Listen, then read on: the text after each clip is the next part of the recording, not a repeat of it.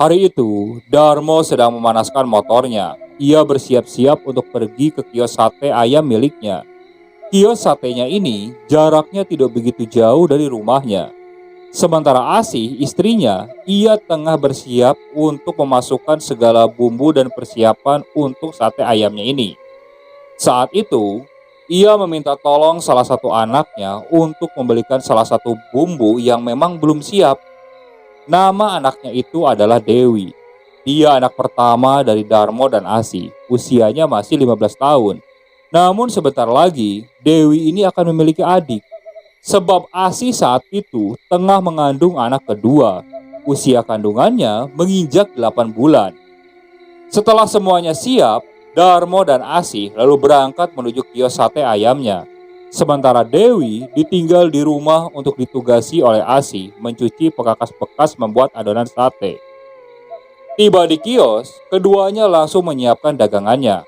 Darmo lantas menyalakan arang di tempat pembakaran. Mereka berdoa, semoga hari ini dagangannya laku keras. Memang hampir setahun ini, usaha dagangan sate ayam milik Darmo dan Asih ini sangat lesu. Hal ini disebabkan oleh adanya pesaing lain yang ikut menjual sate ayam dan lokasinya tidak jauh dari kios milik Darmo. Meski hanya berupa tenda pinggir jalan, namun sate ayam pesaingnya ini sangat ramai pembeli. Maklum, pesaingnya ini berasal dari daerah Madura. Tentu saja rasa sate dan bumbunya yang khas begitu diminati oleh penikmat sate di Nusantara. Padahal untuk segi harga, sate milik Darmo ini lebih murah. Sudah 2 tahun ini, Darmo menggeluti usaha sate ayam miliknya.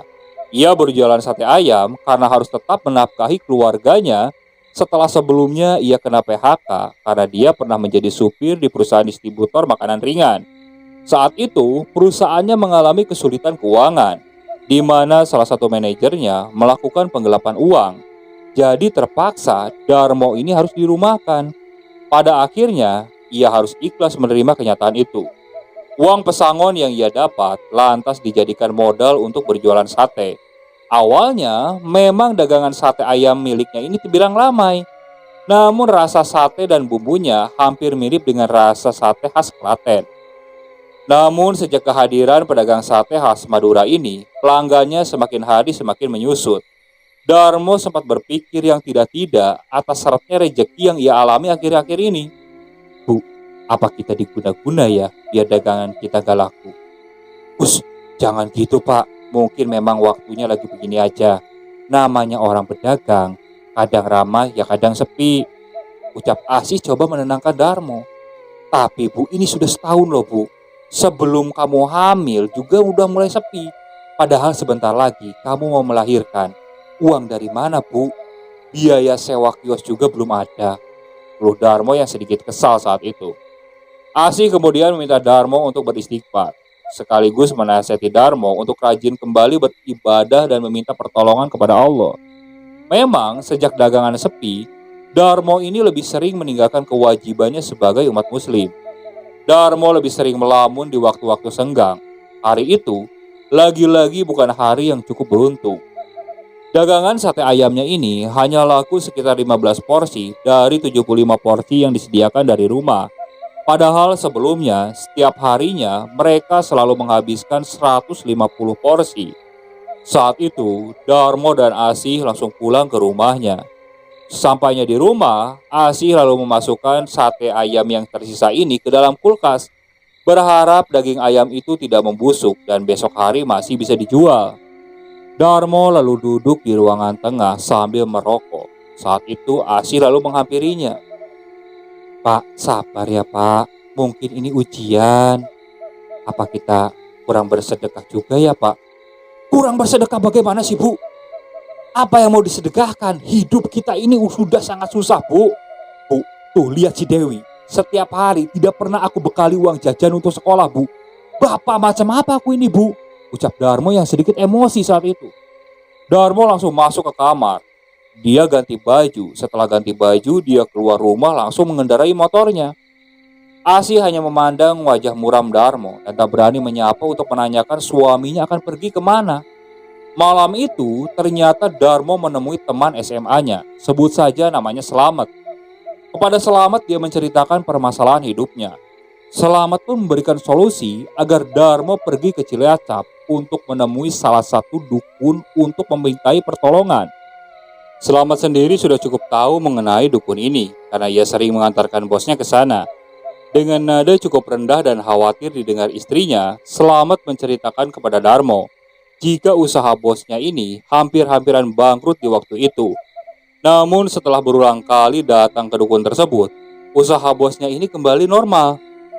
Darmo awalnya tegas menolak. Ia khawatir jika nekat menemui dukun itu, maka akan ada dampak buruk bagi keluarganya. Apalagi, ia juga khawatir memakai jalan penglaris biasanya seringkali menggunakan tumbal. Namun Selamat meyakinkan, jika tak ada tumbal sama sekali. Hal itu dibuktikan dengan bosnya yang sudah 5 tahun menggunakan penglaris, namun tak ada yang ditumbalkan. Tenang aja Mo, aman, gak ada tumbal-tumbalan. Lah, buktinya bosku ini sampai sekarang damai-damai aja tuh hidupnya. Besok kalau kamu mau, aku antar.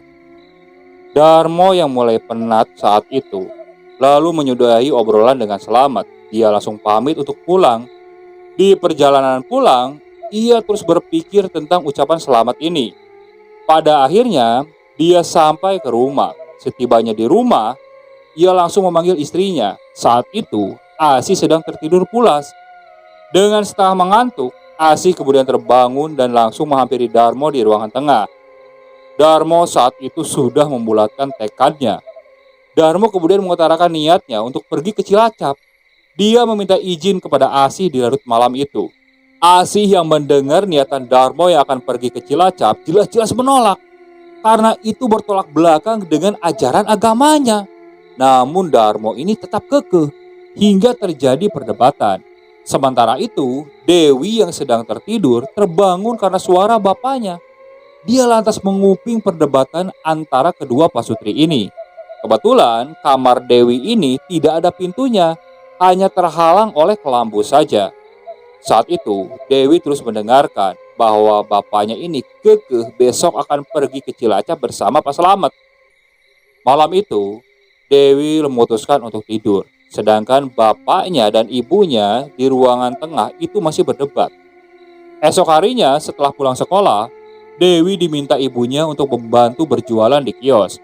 Memang hal itu sudah biasa bagi Dewi karena dia sering membantu bapak atau ibunya berdagang. Bu, bapak jadi berangkat ke Cilacap? Tanya Dewi kepada ibunya. Loh, kok kamu tahu, Dok? Semalam Dewi dengar perdebatan ibu sama bapak. Bapak mau apa sih, Bu? Biar usaha kita lancar. Ya kita doain aja lah, semoga bapak kamu dilindungin Allah. Ucap Asih yang saat itu sedikit tertunduk. Hari itu, dagangan masih sepi. Pukul 8 malam, Asih dan Dewi memutuskan untuk membereskan dagangannya dan kembali pulang ke rumah. Sementara Darmo belum juga pulang ke rumah. Di rumah, Asih tampak cemas. Berulang kali dia mondar-mandir di ruangan tengah. Ponsel Darmo pun tidak aktif dari tadi siang. Sementara Dewi tengah mencuci piring bekas makan bersama ibunya di dapur. Saat sedang gelisah, tiba-tiba terdengar suara motor Darmo memasuki halaman rumah. Assalamualaikum. Darmo mengucapkan salam sembari masuk ke dalam rumah. Alhamdulillah Pak, sampai juga. Aku dan Dewi cemas nungguin Bapak dari tadi. Darmo hanya tersenyum. Raut mukanya menunjukkan kebahagiaan. Berbeda dengan hari-hari biasa, di mana ia selalu murung. Di jingjingnya tas hitam kecil menuju kamar. Bapak mau mandi dulu ya, keringetan gak enak nanti ceritanya. Setelah itu, Darmo langsung pergi ke kamar mandi. Selesai mandi, Darmo meminta Asih untuk membuatkan kopi dan mie instan. Sementara Dewi masuk ke kamar untuk mengerjakan PR. Sambil memakan mie instan, Darmo menceritakan bahwa ia akan kembali ke Cilacap 3 hari lagi. Setidaknya, ia akan menginap selama seminggu di sana. Pokoknya tenang aja Bu, aman. Ibu gak perlu khawatir atau berpikiran aneh-aneh. Semuanya aman, gak ada yang berbahaya, ucap Darmo meyakinkan istrinya. Melihat suaminya pulang dengan kondisi baik-baik saja, Asih pun lantas mempercayai Darmo.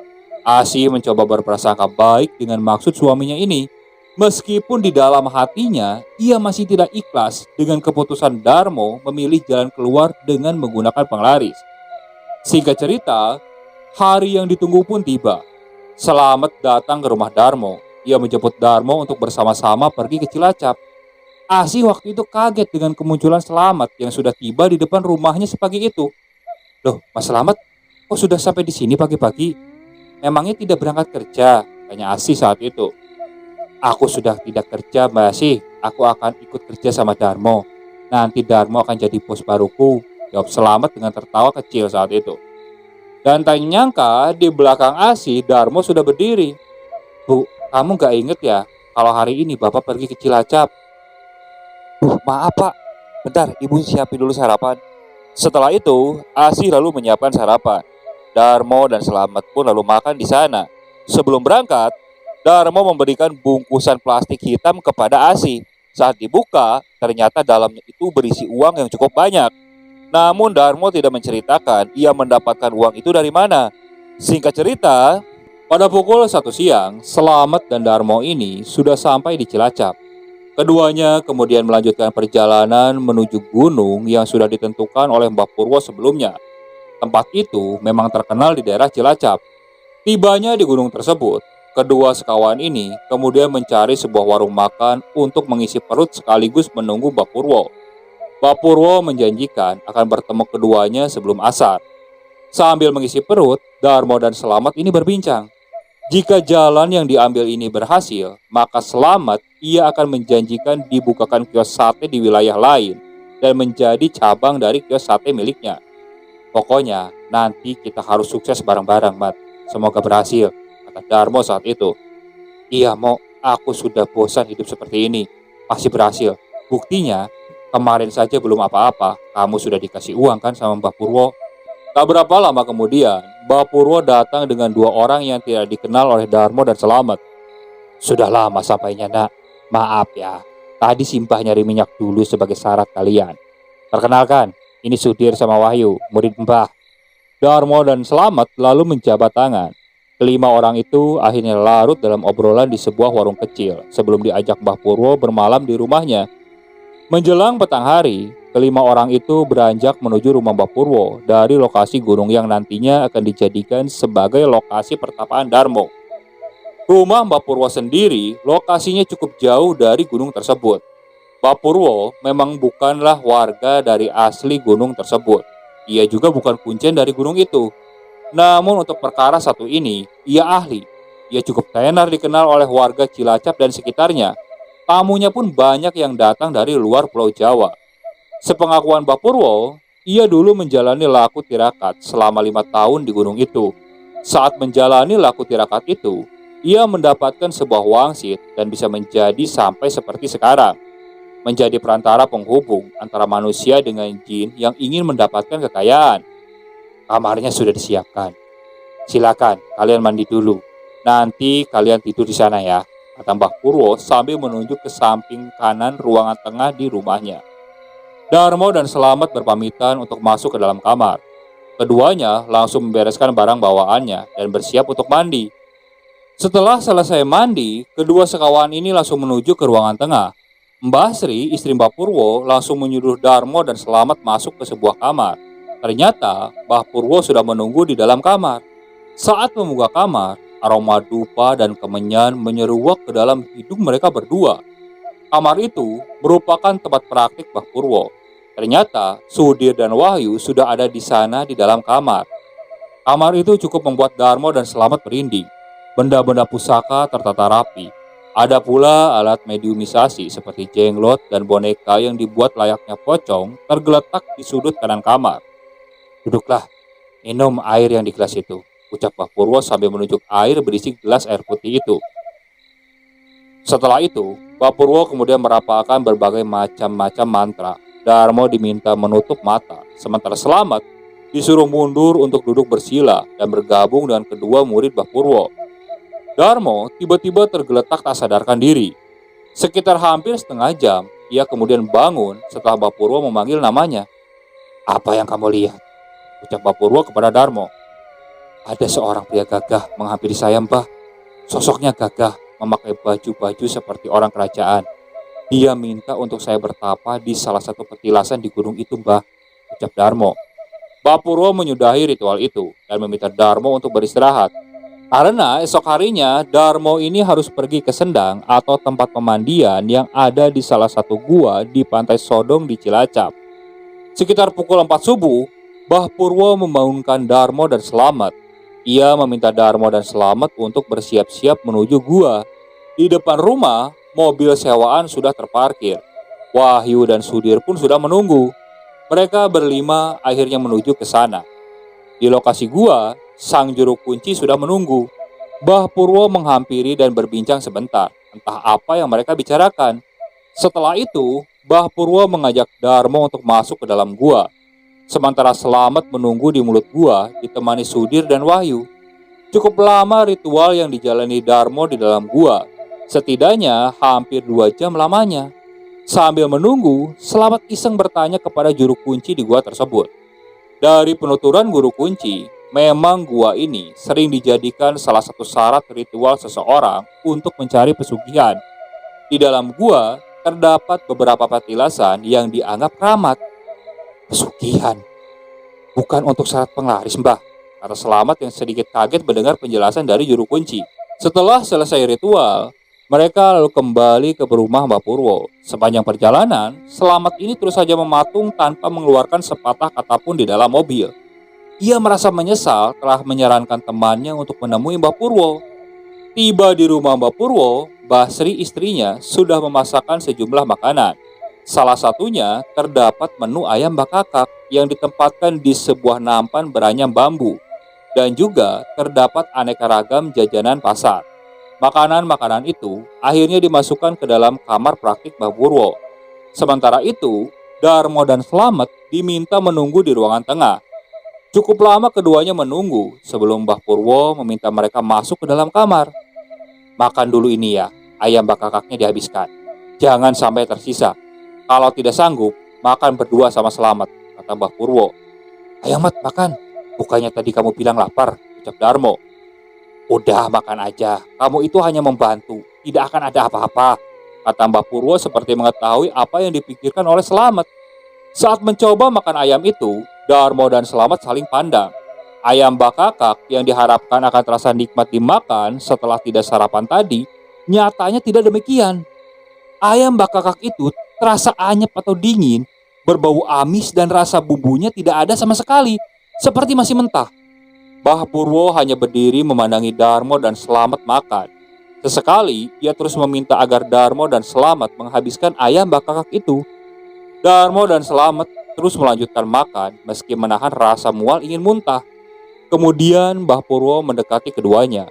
Diusaplah mata keduanya dengan menggunakan ibu jari. Saat membuka mata, mereka ini melihat ternyata mereka tengah memakan ayam bakakak tersebut bersama sejumlah makhluk tak kasat mata.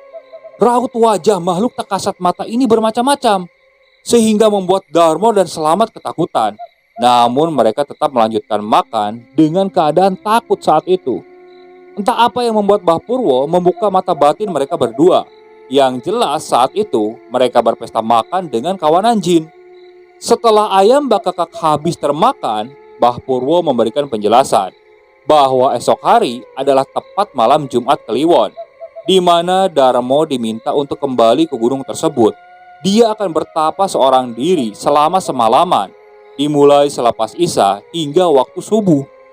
Darmo dan Slamet akhirnya kembali ke kamar tidurnya. Mereka tak berani membicarakan mengenai kejadian makan ayam bakakak tadi. Namun di sisi lain, hati Slamet ini bergerak. Ia ingin memberitahu mengenai ritual pesugihan yang ia ketahui kepada Darmo. Oh, kamu yakin untuk melakukan ini? Kamu gak akan nyesel, kata Slamet saat itu. Saat yakin, Mat. Bener, aku bener-bener yakin, Mat. Tenang aja. Oh, tapi ini ritual pesugihan, bukan penglaris. Aku tahu setelah mendapatkan informasi dari juru kunci gua itu. Jawaban mengejutkan terlontar dari mulut Darmo. Ia meminta Slamet tak perlu khawatir dan merasa bersalah. Sebab sejak pertemuan awal, Mbah Purwo sudah memberitahukan kepada Darmo jika apa yang dilakukannya hingga sejauh ini adalah ritual pesugihan. Ia juga baru memberitahu kepada Selamat bahwa Mbah Purwo sempat memberikan uang kepada dirinya untuk diberikan kepada anak dan istrinya sebelum ia menjalani ritual selanjutnya. Aku sudah tahu, Mat, tenang aja. Aku tidak akan menumbalkan istri dan anakku. Pesugihan ini yang aku rasa tepat buat, bukan penglaris yang kamu sarankan. Kalau penglaris, lama sekali itu efeknya, ucap dia kepada Selamat. Esok harinya, Darmo dan Selamat termasuk Mbah Purwo dan kedua muridnya kembali ke gunung, tempat di mana Darmo akan melakukan pertapaan. Sebelum petang, kelima orang itu sudah tiba di sana. Ajan maghrib pun berkumandang. Darmo dan Selamat meminta izin kepada Mbah Purwo untuk sholat terlebih dahulu. Mbah Purwo mengiyakan, sementara ia dan kedua muridnya masuk ke lokasi melewati gerbang utama. Selepas sholat, Selamat pun meyakinkan sekali lagi atas niat Darmo mencari pesugihan itu. Mau yakinkan hati dulu, jangan sampai kamu menyesal di kemudian hari. Aku udah mantap, Mat. Kalau memang jalannya aku tempuh ini salah, aku berdoa supaya aku dimaafkan atau diampuni. Yang aku pikirkan sekarang adalah nasib Asih, Dewi, dan Jabang bayiku, supaya mereka bisa hidup bahagia selepas ini. Selamat hanya tertunduk dan tidak bisa berbicara apa-apa lagi. Setelah itu, mereka berdua lalu menyusul Mbah Purwo. Mbah Purwo sendiri sudah menunggu di jalan setapak di mana merupakan trek menuju ke arah puncak. Mereka berlima akhirnya melanjutkan perjalanan sebelum berkumandang ajan Isya terdengar. Memang saat itu lokasi gunung tengah ramai-ramainya pengunjung. Namun untuk patilasan yang akan digunakan Darmo bertapa itu sudah disterilkan. Juru kunci sudah menutup akses pengunjung ke petilasan itu. Mungkin itu adalah permintaan dari Mbah Purwo. Tiba di petilasan, Mbah Purwo mengeluarkan sejumlah barang yang akan digunakan untuk ritual. Mbah Purwo lalu duduk sambil bersila, sedangkan tangannya dilipatkan di dada. Mulutnya terus berkomat-kamit membacakan sebuah mantra. Saat itu, tiba-tiba angin berhembus cukup kencang, bahkan menggoyangkan pepohonan besar di sekelilingnya. Namun anehnya, angin itu tiba-tiba berhenti saat Mbah Purwo menyudahi ritualnya. Ia lalu memanggil Darmo. Entah apa yang dibisikkan kepada Mbah Purwo saat itu, namun Darmo hanya mengangguk. Setelah itu, Mbah Purwo bilang, "Saya tinggal, nanti saya akan kesini lagi sebelum subuh." "Ya Mbah, doakan saya mendapatkan restu." Mereka berempat pun lantas turun meninggalkan Darmo sendirian di petilasan itu. Tiba di pelataran bawah, Mbah Purwo mengajak untuk beristirahat menunggu selesai pertapaan Darmo. Tepatnya di satu bangunan yang cukup besar di lokasi gunung itu.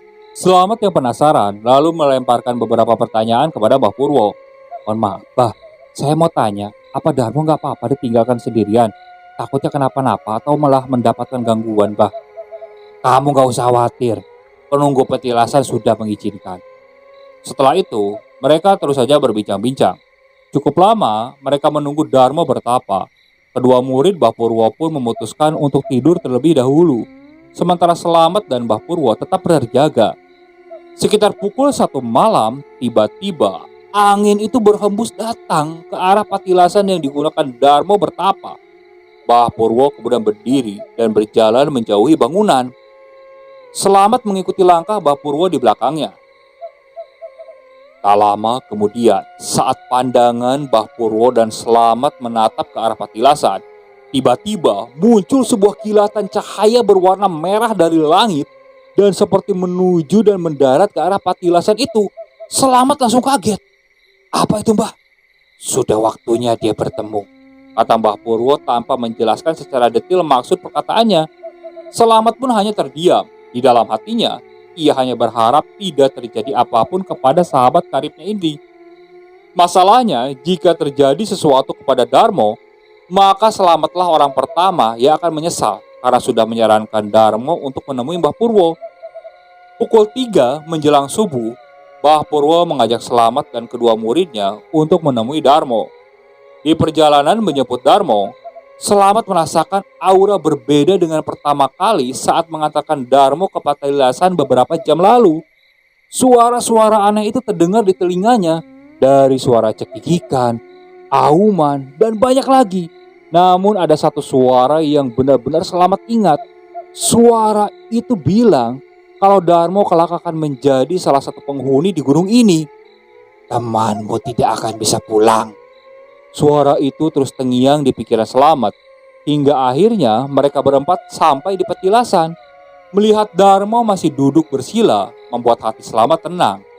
Apa yang dia dengar di perjalanan tadi ternyata tidak terbukti. Awalnya, Selamat mengira jika Darmo akan menumbalkan nyawanya sendiri dan mati saat menjalani ritual pertapaan di gunung itu. Bapurwo lantas mendekati Darmo yang duduk bersila membelakangi mereka. Beberapa menit ia berdiri di belakang Darmo sebelum membangunkan Darmo dari pertapaannya. Diambillah lipatan kain mori putih yang sudah disediakan sebelumnya di atas tikar. Bapurwo lantas membungkus sesuatu yang ada di depan Darmo. Mata Selamat terhalangi dengan tubuh Darmo yang masih duduk bersila, sehingga jelas apa yang dibungkusnya ini tidak diketahui oleh Selamat. Darmo seperti terkena serangan asma saat dibangunkan. Napasnya tersendat-sendat. Tubuhnya tergeletak dengan posisi kaki masih bersila. Selamat secara refleks langsung menghampiri Darmo dan meluruskan kakinya. Sementara Sudir dan Wahyu, murid Bapurwo, mengangkat tubuh Darmo untuk kembali didudukan.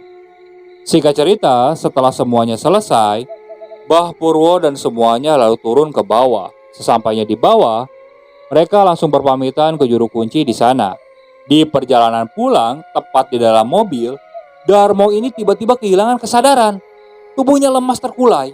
Karena saking paniknya, akhirnya Darmo dilarikan ke salah satu rumah sakit terdekat. Tiba di UGD, beberapa perawat langsung memeriksa keadaan Darmo, sementara Selamat mengisi beberapa formulir pendaftaran pasien. Setelah beres memeriksa, dokter mengatakan jika kondisi Darmo baik-baik saja, ia hanya dehidrasi dan terlalu kelelahan. Beberapa jam kemudian, setelah diberi makan dan infusan, dokter sudah memperbolehkan Darmo untuk pulang tanpa harus rawat inap. Sementara Selamat kebingungan karena ia tidak memiliki uang untuk membayar rumah sakit.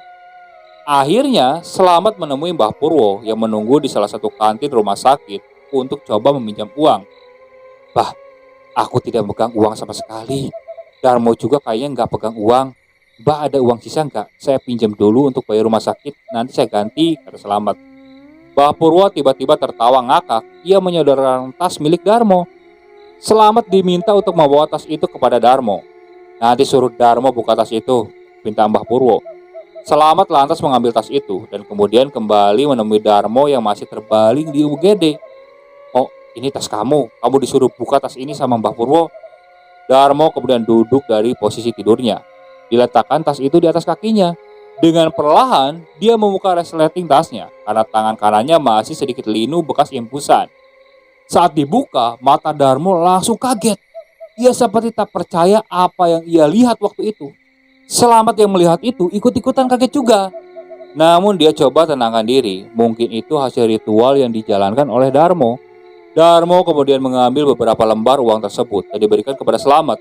Selamat kemudian membayar uang pengobatan di kasir. Setelah itu, Darmo dipapa Selamat untuk keluar ke UGD. Dia pun diminta menunggu di depan pintu UGD. Sementara Selamat menyusul Mbah Purwo, Sudir, dan Wahyu di kantin untuk mengabarkan jika Darmo sudah menunggu untuk pulang. Kelima orang itu akhirnya pulang ke rumah Mbah Purwo. Di rumah, Mbah Purwo terus-terusan memuji tekad dan keberanian Darmo untuk melakukan ritual ini. Mbah Sri pun akhirnya menyiapkan makanan beserta lauk pauknya. Mereka dipersilakan untuk mengambil makanan di meja makannya. "Apa ini? Mbak Kakak lagi?" kata Selamat di dalam hati. Ia takut rasa ayam Mbak Kakak seperti yang ia rasakan sebelumnya, apalagi kalau dia harus memakan bersama kawanan jin. "Tenang, kalau sekarang beda, rasanya pasti enak," kata Mbah Sri seperti menjawab pertanyaan Selamat di dalam hati. Mereka kemudian memulai makan.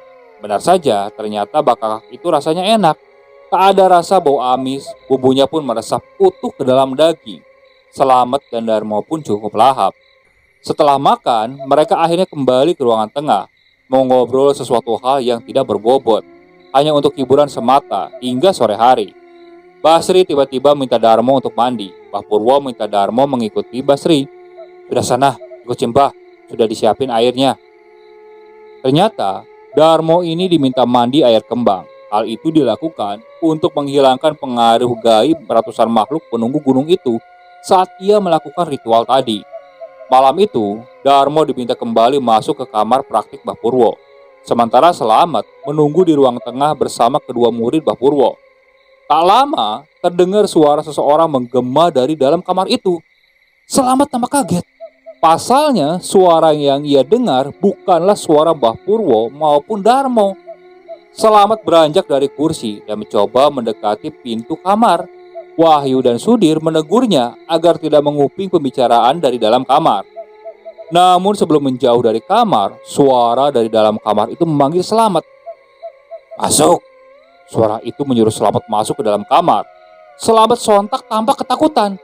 Bukannya menanggapi suara itu, namun ia justru semakin menjauh dari daun pintu kamar dan kemudian kembali duduk di kursi tengah. Mbah Purwo akhirnya membuka pintu kamar. Ia meminta Selamat untuk masuk ke dalam.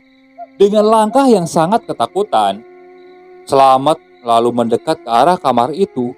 Namun baru saja dia masuk setengah badan, tiba-tiba dia kaget.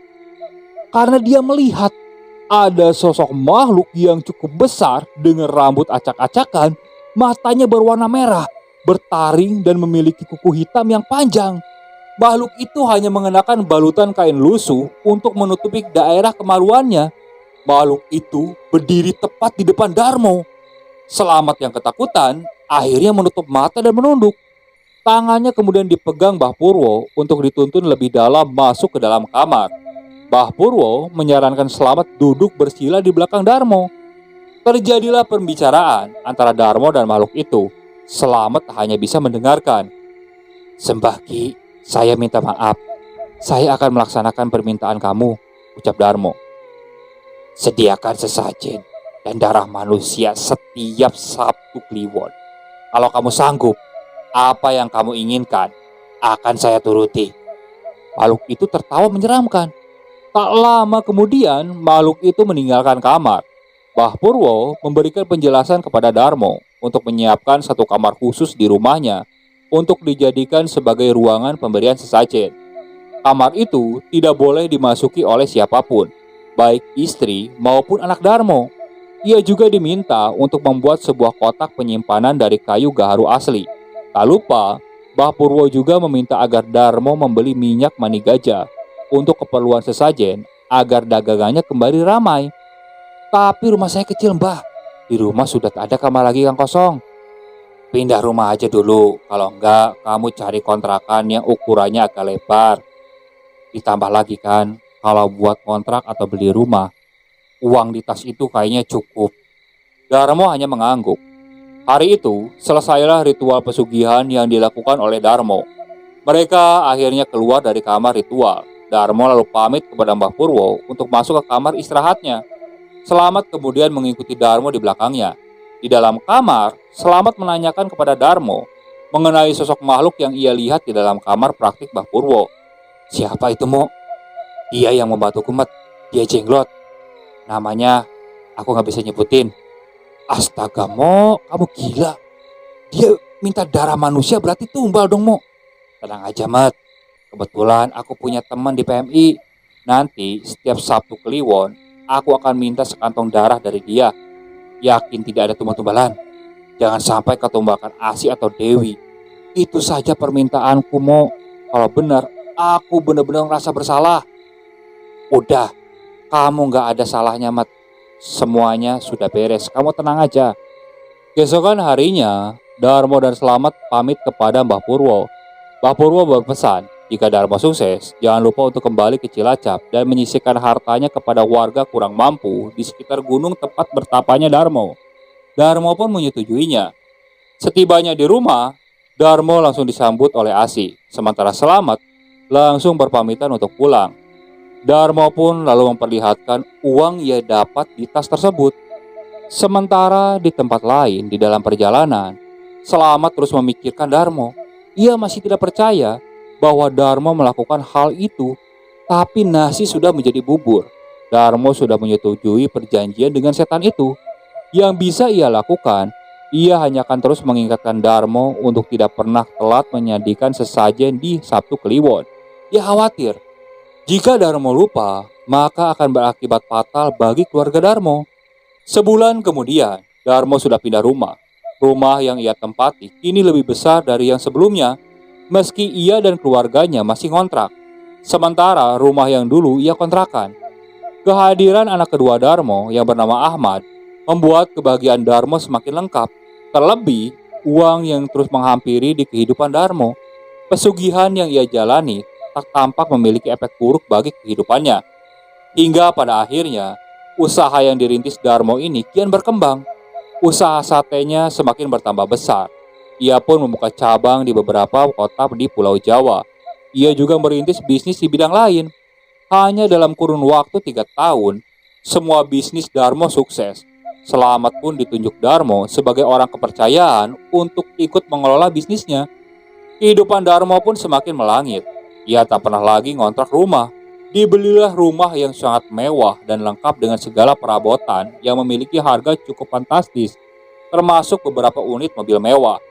Dengan kehidupan bak pangeran Arab, Darmo seakan terbuai dengan kehidupan perlentenya. Dia bahkan melupakan akan perjanjian waktu itu. Dia tak pernah lagi berkunjung ke Cilacap untuk menemui Mbah Purwo dan membantu warga di sekitar gunung. Padahal beberapa kali Slamet sering mengingatkan, namun Darmo tampak acuh. Hal ini dipicu karena Darmo meyakini jika pesugihan itu tak memberikan efek buruk bagi keluarganya. Hingga pada suatu saat, Darmo tiba-tiba sakit. Beberapa kali ia masuk rumah sakit, namun penyakitnya ini tak kunjung sembuh. Slamet yang khawatir berinisiatif untuk menemui Mbah Purwo untuk menanyakan perihal sakit yang diderita Darmo. Tiba di rumah Mbah Purwo, awalnya kunjungan Slamet ditolak. Hal ini lantaran Mbah Purwo terlanjur sakit hati dengan keduanya. Namun Slamet tak menyerah. Ia terus memohon-mohon agar Mbah Purwo menerima kunjungannya dan menceritakan apa yang dialami oleh Darmo. "Bah, saya mohon tolong Darmo. Saya tahu jika sakitnya ini karena kemungkinan Darmo melanggar perjanjian, Bah. Sudah tidak ada waktu lagi untuk memperbaikinya. Darmo harus bagaimana, Bah? Kasihan teman saya, Bah. Tubuhnya kurus dan kesulitan berjalan." "Begini saja, sarankan temanmu untuk jujur kepada keluarganya. Jika tidak, maka peliharaan dia akan mengambil anggota keluarganya satu persatu." "Jadi akan ada tumbal, Bah?" "Ya, begitulah. Perjanjian dia dengan makhluk peliharaannya untuk menyempurnakan tubuhnya tidak dia tepati. Maka itu adalah konsekuensinya." Slamet yang mendapatkan info akhirnya kembali menemui Darmo. Di kamarnya, dia menceritakan agar Darmo segera memberitahukan perihal pesugihan itu kepada seluruh keluarganya. Namun Darmo menolak. "Apa kata Asi, Mat? Aduh, aku gak kebayang, Mat. Tapi semua ini demi keluargamu, Mo. Kalau tidak, makhluk itu akan mengambil nyawa anak dan istrimu." "Aku gak percaya, Mo. Karena perjanjiannya tidak seperti itu. Anak dan istriku tidak akan aku tumbalkan." Darmo akhirnya jujur kepada Slamet. Dia mengatakan sejak 6 bulan ini, makhluk itu tidak lagi mendapatkan jatah di hari Sabtu Kliwon. Hal ini lantaran dia tidak bisa lagi mendapatkan darah dari PMI. Sebab temannya yang sebelumnya bekerja di PMI ini dipecat karena ketahuan sering mengeluarkan kantong darah tanpa prosedur yang jelas. Itu pun akibat ulah Darmo sendiri. Sejak itu, memang makhluk itu sering menerorku. Tapi dia minta darahku sendiri, bukan anak dan istriku. Jujur aja, Mat. Aku sering memberikan darahku sendiri kepada makhluk itu, kata Darmo. Awalnya berjalan biasa, tapi lama-kelamaan istriku curiga. Setiap aku keluar dari kamar itu, aku selalu terlihat pucat dan istriku melarang lagi masuk ke kamar itu. Istrimu tahu? Belum, tapi dia sudah mulai curiga karena hanya setiap satu Kliwon aku masuk ke kamar itu. Darmo pun meminta Slamet agar mencari akal agar Slamet bisa mencari stok darah di PMI lain, sehingga Darmo bisa terlepas dari teror makhluk itu. Namun ternyata Slamet terus-menerus menemukan jalan buntu. Bulan demi bulan, tubuh Darmo semakin mengurus. Ingin rasanya Slamet membuka tabir kegelapan Darmo kepada Asih, menyelamatkan keluarga Darmo atas perbuatan temannya itu sendiri. Namun Slamet tak sampai hati. Khawatirnya Asih akan kecewa dan meninggalkan Darmo dengan kondisinya yang masih sakit seperti itu. Saat itu, Darmo kembali dibawa ke rumah sakit karena kondisi kesehatannya semakin memburuk. Kebetulan, anggota keluarga Darmo saat itu sudah lengkap. Darmo akhirnya menjalani rawat inap di rumah sakit, ditemani Asih dan Ahmad. Sementara Dewi diminta untuk menjaga rumah. Selamat pun diminta Asih untuk mengantarkan Dewi pulang ke rumahnya. Di perjalanan, Dewi ini bilang kepada Selamat, dia ingin ditemani. Dia takut kalau di rumah gak ada laki-laki yang lain. Padahal di rumah itu ada 2 asisten rumah tangga dan 1 satpam yang menjaga. Selamat pun heran. Padahal Dewi ini merupakan gadis yang pemberani. Namun Dewi saat itu belum menceritakan apa yang membuatnya ketakutan. Tiba di rumah, Dewi lalu menceritakan alasan ketakutannya kepada Selamat. Sejak ia pulang dari fakultas kedokteran, Dewi ini merasa kalau rumahnya ini seperti kehadiran penunggu dari alam yang berbeda. Dewi mengatakan jika ia sering melihat sosok tinggi besar setengah bugil dengan rambut panjang compang-camping. Sosok itu sering mondar-mandir di ruang atas di dekat kamar yang tidak boleh dimasuki oleh ayahnya. Cerita itu membuat kaget Selamat. Tentu saja, Selamat mengetahui sosok itu adalah siapa. Sebab beberapa tahun sebelumnya, ia sempat bertemu dan mengatakan Darmo menjalani ritual pesugihan. Mungkin itu cuma halusinasi kamu, Dok. Udah, kamu tenang. Terakhir, Dewi lihat dia ada di ruang bawah saat Dewi nonton TV. Terus dia naik lewat tangga. Dewi terus ikuti Om. Ternyata dia masuk ke kamar yang Bapak larang untuk siapapun masuk. Sudah hampir 4 hari, Darmo dirawat di rumah sakit. Selamat kemudian meminta izin kepada Asih untuk membawa Siti istrinya menginap di rumah menemani Dewi. Sebab Selamat tak tega harus meninggalkan istrinya sendirian di rumah selama beberapa hari. Apalagi anak satu-satunya Selamat kerja di luar kota dan hanya sebulan sekali menyempatkan diri pulang ke rumah. Malam itu, suasana di rumah Darmo cukup mencekam. Padahal dengan adanya 6 orang di rumah itu, rumah Darmo harusnya ramai. Tapi ini justru sebaliknya. Dewi, Selamat, Siti memutuskan untuk menonton TV bersama di ruang keluarga sambil berbincang-bincang ala kadarnya. Malam itu sekitar pukul 11, tiba-tiba pintu depan ada yang mengetuk. Dewi, Bapak pulang. Kamu di dalam kan? Tolong bukain pintu. Sontak ketiganya yang sedang asik menonton TV ini kaget karena yang mereka dengar adalah suara Darmo. Om, itu Bapak. Kok gak ngasih kabar mau pulang? Tanpa lama-lama, Dewi dan Selamat lalu melangkah menuju pintu depan. Saat pintu dibuka, ternyata di luar itu tak ada siapa-siapa. Dewi dan Selamat saling berpandangan dengan keheranan. Dewi akhirnya memanggil satpam yang ada di pos jaga. Ia bermaksud menanyakan apakah ada seseorang atau tamu yang datang tadi ke rumah. Namun dari jawaban satpam itu cukup mengejutkan. Gak ada, Pak. Cuman tadi gerbang aja kayak geser dikit, saya juga aneh. Padahal kan gerbang itu berat. Masa angin bisa geserin ya? Dewi dan Selamat kemudian memutuskan untuk menutup pintu rumah. Kembalilah mereka menuju ruang keluarga sambil menghampiri Siti. Mana Kang Darmo, Pak? Selamat membelas. Ia hanya mengedipkan mata kepada Siti sebagai isyarat tertentu. Memang Siti sebelumnya sudah diberitahu mengenai ritual pesugihan yang dijalani oleh Darmo, termasuk alasan Darmo sakit selama ini. Dewi akhirnya mulai membuka obrolan, meyakinkan Selamat jika rumah ini ada penghuni lainnya. Namun Selamat terus coba menenangkan Dewi, dan jika dia takut, nanti malam akan ditemani oleh Siti. Namun pemandangan lain mulai muncul. Dewi seketika melihat makhluk yang sebelumnya ia ceritakan tengah berjalan di luar rumah, terlihat tepat di jendela yang hanya tertutup oleh gorden transparan. Om, itu om, ucap Dewi sambil menunjuk ke arah jendela.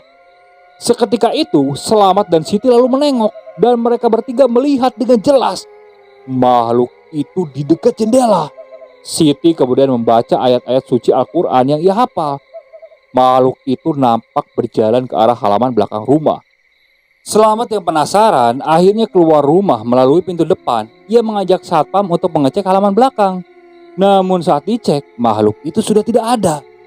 Selamat kemudian memutuskan untuk masuk ke dalam rumah. Saat di dalam rumah, tiba-tiba Selamat dikejutkan dengan suara Dewi dan Siti yang tiba-tiba menjerit di dalam rumah. Sontak ia berlari, tak disangka makhluk itu sudah berdiri membelakangi Dewi dan Siti dan berjalan menuju tangga di rumah itu. Jeritan Dewi semakin histeris dan mengundang dua asisten rumah tangga keluar dari dalam kamarnya. Sosoknya sangat jelas. Bahkan dua asisten rumah tangga Darmo ikut melihatnya. Selamat kemudian memanggil lagi satpam. Ia kemudian mengecek ruangan demi ruangan di lantai atas. Namun makhluk itu lagi-lagi hilang. Satpam dan Selamat akhirnya turun ke lantai bawah. Di ruang keluarga, Dewi masih menangis karena ketakutan dan sedang ditenangkan oleh Siti dan kedua asisten rumah tangganya. "Darahku, darahku." Suara itu tiba-tiba memengkik di dalam rumah dan terdengar oleh seluruh penghuni rumah itu. Akhirnya, mereka semua berhamburan keluar rumah. Selamat kemudian meminta agar satpam mengunci pintu rumah dan gerbang rumah. Mereka diminta untuk segera menginap di rumah Selamat agar terhindar dari gangguan itu. Tiba di rumah Selamat, mereka semua akhirnya memutuskan untuk tidak tidur dan menjaga Dewi yang masih terlihat shock atas penampakan makhluk menyeramkan tadi. Dini hari itu juga, Selamat memutuskan untuk pergi ke rumah sakit. Ia akan menemui Darmo diantar oleh satpam. Ia mencari cara agar tetap bisa masuk menemui Darmo meski jam besuk sudah ditutup. Akhirnya, Selamat menelepon Asih untuk bergantian menjaga Darmo. Asih pun menyetujuinya. Selamat pun akhirnya bisa menemui Darmo. Sementara Asih dan Ahmad diantar satpam untuk pulang ke rumah Selamat. Selamat lalu membangunkan Darmo yang masih terlelap dalam tidurnya. Saat sudah bangun, ia lalu menceritakan kejadian yang dialaminya ini. Ternyata esok hari adalah hari Sabtu Kliwon, di mana makhluk itu harus minum darah sebagai syarat wajib yang sudah disetujui Darmo kala itu. Darmo pun berniat untuk pulang pada siang hari, namun Selamat tak mengizinkan karena kondisinya belum pulih. Tapi Darmo mengkhawatirkan keluarganya. Ia takut jika makhluk itu nekat mengambil darah anak atau istrinya. Selamat pun bilang jika anak dan istri Darmo sudah diungsikan terlebih dahulu ke rumahnya. Dengan begitu, Selamat meminta agar Darmo tak perlu mengkhawatirkannya. Maka dari itu, Darmo akhirnya tetap menuruti permintaan Selamat untuk melanjutkan perawatannya di rumah sakit. Tapi perjanjian adalah perjanjian. Makhluk itu tetap mencari Darmo. Tepat di hari Sabtu Kliwon malam, makhluk itu datang menemui Darmo di rumah sakit. Dia menagih janji Darmo. Darmo pun mengirimkan pesan kepada Selamat yang tengah mencari makan untuk segera pulang ke rumahnya. "Mat, kamu pulang sekarang ke rumah, jaga anak-anak dan Asih. Makhluk ini sudah di sini," tulis Darmo dalam SMS-nya. Mendapat SMS itu, Selamat akhirnya lari menuju ruangan di mana Darmo dirawat. Tiba saat akan membuka pintu, Selamat melihat makhluk itu tengah berdiri di samping Darmo. Darmo dan makhluk itu seperti sedang berbicara. Tiba-tiba makhluk itu melihat ke arah Selamat. "Pulang, Mat, pulang sekarang." Dengan nada tinggi, Darmo meminta Selamat segera pulang. Tanpa banyak lama, Selamat akhirnya pulang ke rumah. Ia meminta agar seluruh orang yang ada di rumahnya berkumpul dan mendoakan Darmo. Selamat terpaksa berbohong saat menjawab pertanyaan Asih. Dia bilang jika Darmo saat ini sedang tidur dan tidak terjadi apa-apa. Hanya saja dia meminta agar semuanya mendoakan Darmo agar lekas diberikan kesembuhan. Asih tampak tak menerima alasan Selamat meski masih sedikit ragu. Tapi dia yakin ada sesuatu yang sedang terjadi. Namun dia tetap mendoakan suaminya ini. Mereka semua lantas tertidur. Hanya Asih dan Selamat yang masih terjaga. Sekitar pukul 5 subuh, suara ponsel Asih berdering. Asih terkejut saat diberi kabar jika Darmo ini menghilang dari rumah sakit. Darmo diketahui menghilang oleh salah satu perawat yang akan mengambil sampel darahnya. Mendengar itu, Asih ini langsung histeris. Dia langsung meminta tolong Selamat untuk pergi ke rumah sakit saat itu juga. Singkat cerita, mereka sampai di rumah sakit. Di rumah sakit, dokter jaga saat itu menjelaskan kejadian hilangnya Darmo. Dan petugas keamanan pun sudah mencari di setiap sudut rumah sakit dan ruangan. Namun Darmo ini tidak kunjung juga ditemukan. Mereka bilang bahwa Darmo ini mungkin pulang ke rumahnya. Jadi saat itu Selamat langsung menelepon istrinya. Saat diangkat, dia menyuruh istrinya, Dewi, asisten rumah tangga dan satpam di sana untuk ngecek ke rumah Darmo. Siapa tahu Darmo ini memang pulang ke rumahnya. Sementara Asih dan Selamat membayar tagihan rumah sakit dan menandatangani salah satu perjanjian tertentu yang memberitahukan bahwa hilangnya Darmo bukan lagi tanggung jawab rumah sakit. Saat itu Asih dan Selamat langsung pulang, namun Darmo tak kunjung ditemukan. Selamat kemudian kembali untuk ke Cilacap. Dia bermaksud untuk mencari Darmo. Ia khawatir Darmo dibawa ke lokasi asal mula makhluk itu, yakni di gunung tersebut. Tanpa mampir dulu ke Mbah Purwo, Selamat langsung mencari Darmo di gunung itu.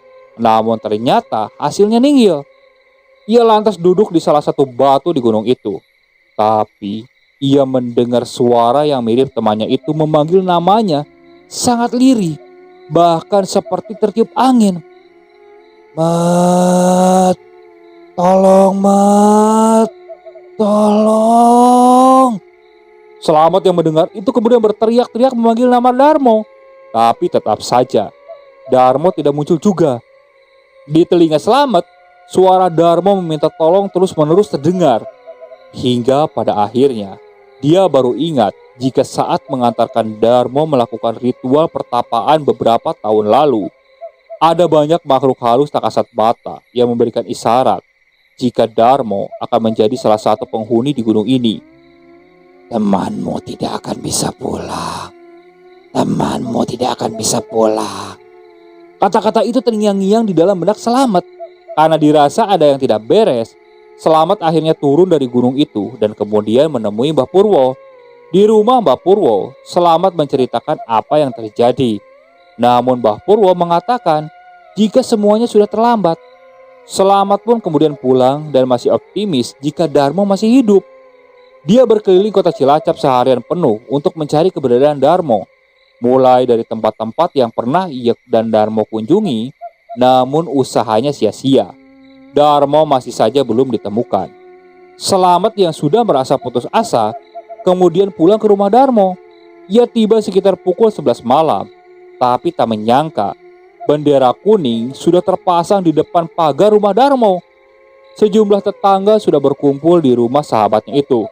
Turunlah Selamat dari mobilnya. Ia langsung berlari masuk ke dalam rumah Darmo. Dilihatnya jasad teman karibnya itu sudah terbujur kaku di ruangan tengah dan berselimut kain. Asih menangis di samping jasad Darmo sambil memegang erat anaknya yang paling kecil itu. Sementara Dewi masih mematung dengan wajahnya yang sembam memandangi jasad bapaknya. Selamat membuka perlahan kain yang menutupi wajah Darmo, memastikan apa itu benar teman karibnya. Tak disangka, wajah Darmo ini menghitam dengan kondisi mulut menganga. Sementara bagian ubun-ubun kepalanya ini berlubang. Dia kemudian dengan cepat menutup wajah Darmo. Darmo sendiri rencananya akan dimakamkan esok hari, menunggu sanak keluarga datang terlebih dahulu. Sementara Dewi menarik tangan Selamat dan membawanya menuju lantai atas. Dewi lantas menceritakan jika bapaknya ini ditemukan di kamar khusus yang selama ini tak boleh ada yang memasukinya. Saat Selamat di Cilacap, Dewi sendiri yang meminta satpam membuka paksa kamar itu. Instingnya menyeret jika bapaknya ada di kamar itu. Benar saja, saat satpam membuka jebol pintu kamar itu, Darmo sudah ditemukan tergeletak di antara pelataran sesajen. Tubuhnya menghitam, kepalanya berlubang. Anehnya, tak ada satupun bercak darah di lantai ataupun karpet di kamar itu. "Tolong jawab jujur Om, Bapak itu sebenarnya melakukan apa selama ini?" tanya Dewi sambil menangis. Tapi Selamat tak menjawab. Ia khawatir Dewi akan kecewa jika mengetahui bapaknya melakukan hal yang dilarang dalam agama. Sebulan setelah Darmo dimakamkan, barulah Selamat angkat bicara kepada keluarga Darmo. Dia menceritakan kronologi secara detail dan sebab Darmo melakukan pesugihan jenglot itu. Semuanya terkaget, namun hanya Asih yang biasa-biasa saja. Ternyata Asih sudah mengetahui jika mendiang suaminya ini melakukan hal menyimpang. Karena dalam pengakuannya, beberapa kali Asih memergoki Darmo melakukan ritual di kamar itu. Namun Asih tidak bisa berbuat banyak. Dan apa yang dikhawatirkan Asih ini semuanya terjadi. Sejak meninggalnya Darmo, semua kembali ke awal. Bisnis yang sebelumnya dirintis Darmo terus-menerus mengalami penyusutan. Kerugian sudah tak terhindarkan lagi. Semua aset, harta benda dijual untuk menutupi hutang perusahaan. Anak dan istri Darmo pun kini menderita lagi. Dewi sendiri tidak bisa meneruskan cita-citanya sebagai dokter.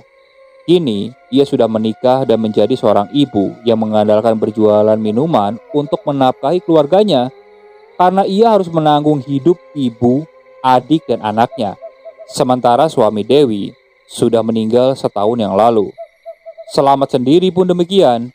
Sejak usaha Darmo bangkrut, ia harus menyambung hidupnya dengan cara berdagang di pasar.